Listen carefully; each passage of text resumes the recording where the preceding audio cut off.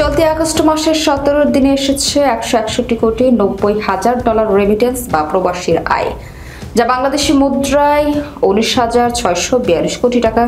Bangladeshi fashion trend রোববার বাংলাদেশ ব্যাংকের হালনাগাদ প্রতিবেদনে এই তথ্য জানানো হয়েছে। আর সরকার ঘোষিত প্রণোদনা ও প্রবাসী আয়ের পথ সহজ করায় রেমিটেন্স প্রবাহ ইতিবাচক ধারায় রয়েছে বলে মনে করছেন বিশ্লেষকরা।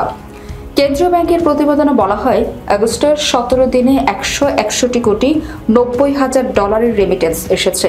এর মধ্যে রাষ্ট্র মালিকানাধীন ব্যাংকের মাধ্যমে এসেছে 49 কোটি 33 লাখ ডলার। বিশেষায়িত দুই ব্যাংকের মধ্যে এক ব্যাংকের মাধ্যমে এসেছে 15 কোটি ডলার। বেসরকারি ব্যাংকের মাধ্যমে এসেছে 96 কোটি 27 লাখ 60 হাজার ডলার। এছাড়া বিদেশি ব্যাংকের মাধ্যমে এসেছে 31 লাখ 30 হাজার ডলারের রেমিটেন্স। বাংলাদেশি ফ্যাশন ট্রেন্ডের আগে 2025-26 অর্থবছরের প্রথম মাস জুলাইয়ে দেশে এসেছে 247 কোটি 79 লাখ 10 হাজার ডলারের রেমিটেন্স, যা বাংলাদেশি মুদ্রায় প্রায় 3,239 কোটি টাকা। এর আগে 2024-25 অর্থবছরের মার্চ মাসে সর্বোচ্চ 329 কোটি ডলারের রেমিটেন্স এসেছিল, যা ছিল বছরের রেকর্ড পরিমাণ।